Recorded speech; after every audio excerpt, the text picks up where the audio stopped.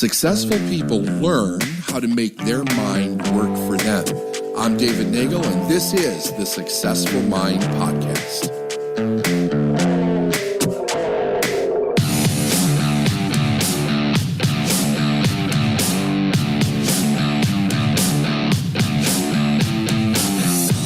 number of years ago,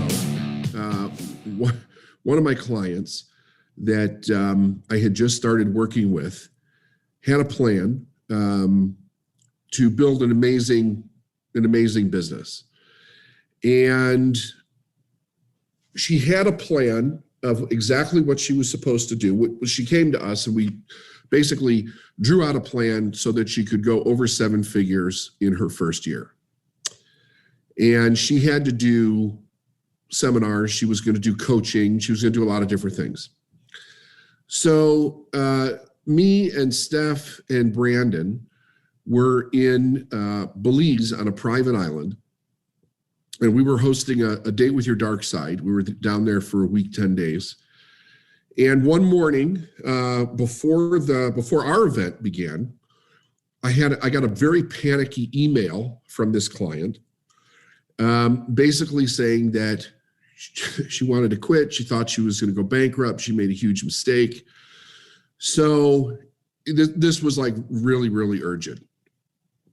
Come to find out that unbeknownst to us, she signed a contract with a major hotel to put 400 people in a seminar.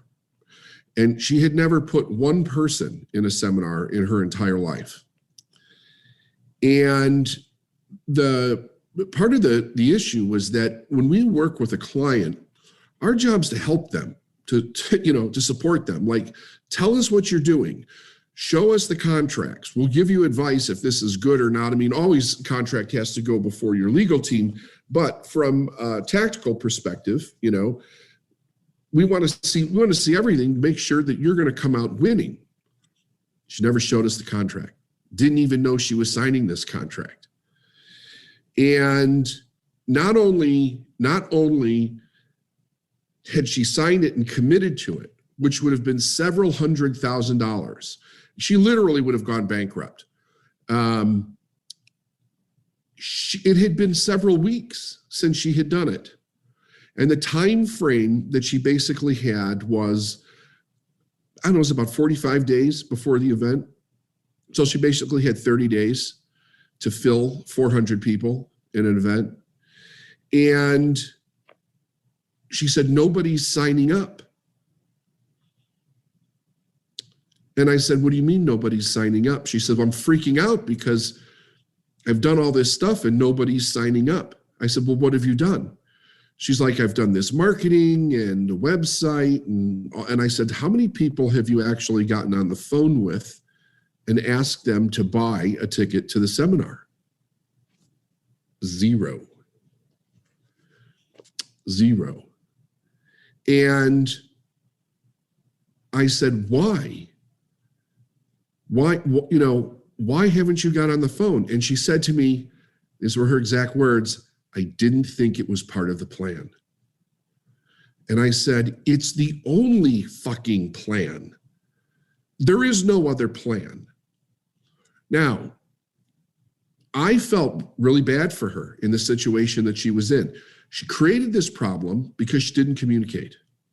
There was no reason for her to be in this situation. It was, I didn't want to communicate. I didn't want to be embarrassed. I didn't want to tell you what I didn't know. And I said, okay, so here's what you're looking at. This is going to be a very big test in whether you move forward as a businesswoman or you lose everything. And it really was either or. There was no middle ground here at all. The commitment that she made was huge. Even in the best scenarios, I would never recommend a person make this as their first commitment. I mean, there's so much you don't know. It's unbelievable how much you don't know. And especially when you're dealing with hotels. Hotels are unbelievable at squeaking every penny they can out of people that do conventions there or seminars there. When I first started, I had a very interesting scenario where my partner came to me and said, I thought that the venue was completely closed out. And he said to me, we need another $7,000. and this was for a 12-person mastermind for 3 days. He said, we need another $7,000. And I said, for what? He said, for coffee. I said, you're telling me we drank $7,000 worth of coffee in 3 days? He said, no, but they charge you for every time they come refill it in the room. And I was like, oh my God. Oh my God. I ended up having to pay a $7,000 bill. I mean, it was ridiculous. But it was something that I learned. Like, they'll charge you for pens. They'll charge you for paper. They'll charge you for anything that they can get away with charging you for. And if you don't know what you're doing, you're walking in, basically handing them the key to your checking account and saying, suck me dry, because they will do it. They will absolutely do it. So I said, here's the deal. You got to get on the phone. You've got to put 400 people in this event. So I said, it's really going to be a test to your character. Like, how bad do you really want this? She said, do you think I can do it? I said, yes, I totally think you can do it. I said, but it's going to be up to your level of commitment and how you're going to manage your fear. She said, how do I manage the fear? I said, you work the plan and you don't do anything else. You work the plan. The plan's there for a reason. You work the plan, and that's the best way to manage your fear because you're doing something proactive. And not only is it work the plan, but she had to get better at it as she went over a 30-day period of time. So anyway, all she did for 30 days, day and night, night and day, was make phone calls. And she didn't completely fill it, but she got close enough to make a big enough difference that whatever she upsold would pretty much cover everything, and she should have a little bit of profit. But then it gets worse. Me and Steph and our team show up because we were helping her learn how to do this event. And we find out the event planner that she hired had only done 2 weddings in his career. He had never done a seminar, let alone for 400 people.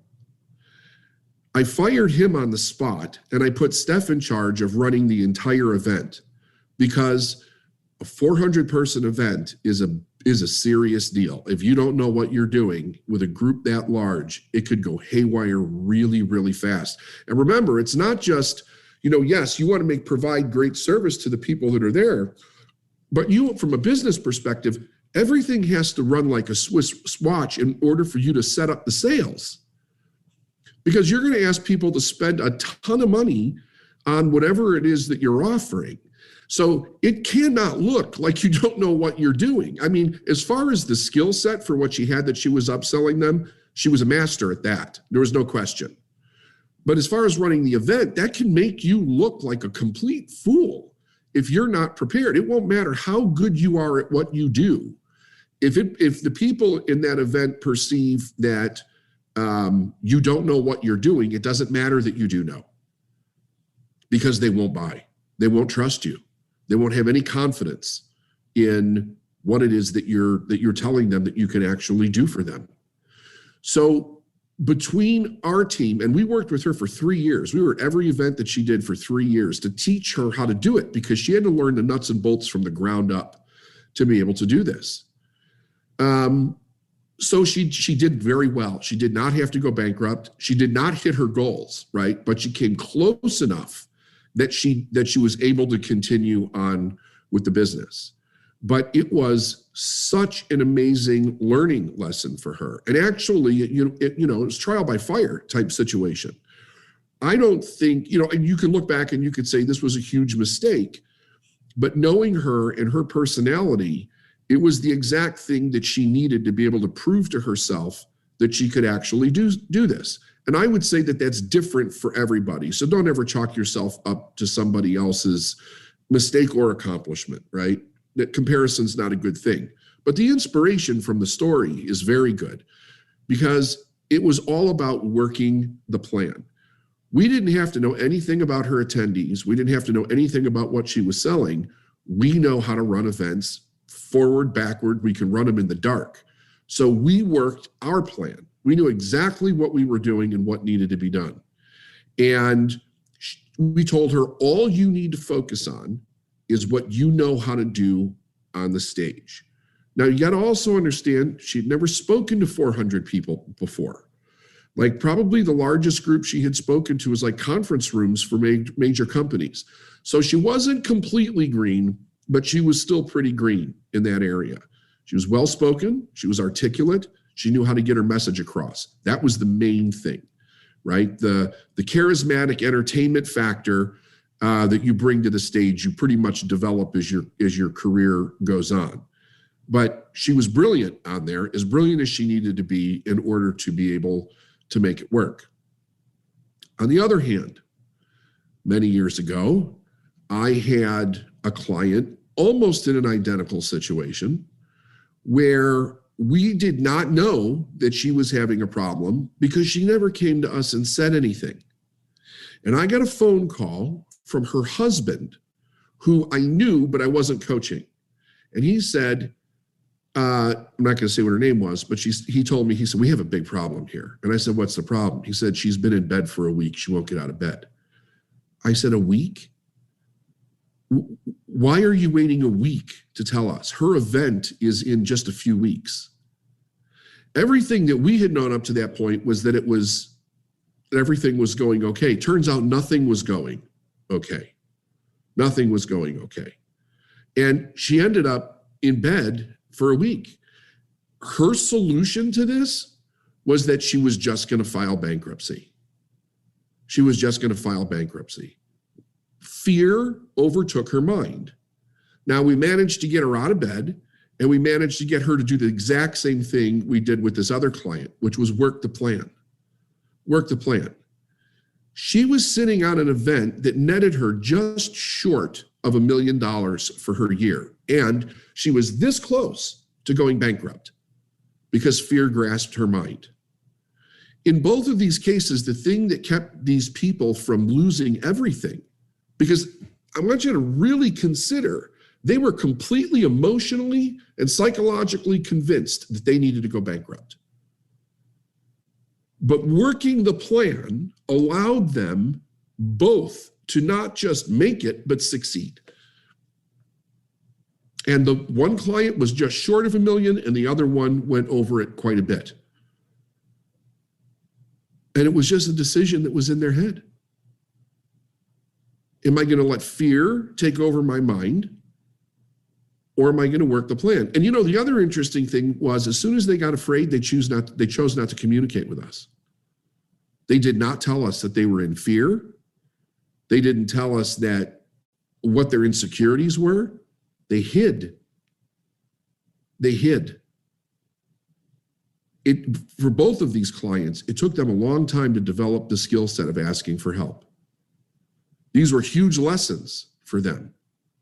So not only do you have to ask for help, you have to realize, because one of the questions that I get more than anything is, how do I get the fear to go away? You work the plan. You develop a plan and you work the plan, and you work it religiously, because the only other alternative is complete disaster. It's complete disaster. When you're doing something, everything in your life has trained you up to a specific point to do something absolutely marvelous in your life. But if you don't work the plan, it's like none of it ever was worth anything. Because you could have a person, and Hill talked about this in Think and Grow Rich. He said 3 feet from gold, right? He tells the story about the guy who was 3 feet from gold and he quit. And somebody with a plan came in and knew exactly where to look for the gold, and it was literally 3 feet away. But fear and exhaustion took over the other person's mind, and they quit. If you really want to understand, I believe that it's 100% true that every single person is so close to some transformation and success that they want. And the only reason they don't get it is because they get in fear and they don't work the plan. And fear really screws with your mind. It tells you what you can't do. It tells you that you're not enough. It tells you that you're a fraud. It tells you you're never going to make it. Am I ever going to get there? Is this really for me? It really screws with your mind. But really, the best solution is to work the plan. Work your plan day and night and ask for help. Ask for help, and don't go down the road of, well, what if it doesn't work? You don't know if it's going to work or not until you start working it. And then once you start doing that, if something's not working, you know what to fix. But you don't know any of that if you don't work the plan. And I have watched thousands of people over the years all go through something very similar in their life where the fear had them go from, like when somebody purchases coaching or they go to a seminar or something, you all know this, like you feel exhilarated, you're excited, there's possibility there, there's hope, I'm finally going to do it. And then fear comes in and it swings you all the way to the other side of the pendulum. And you're ready to quit and sell your spouse and the kids and give up and, pack your bags and just leave. And all of that's happening in your head. It's not happening anywhere else. It's only happening in your head. Okay? So I wanted to share that with you today. I see a lot of people in fear lately. And really, like you could do all kinds of gyrations, all the different exercises, and we do work, but nothing works better than working the plan. Because the one thing that your subconscious mind cannot combat is when you get a different result. It can't argue with a different result. It can argue with everything else. But when you start having the experience, you're now integrating your thinking, your emotions, your behavior, and the result. And that's the one thing that significantly changes past belief systems into one that's very strong.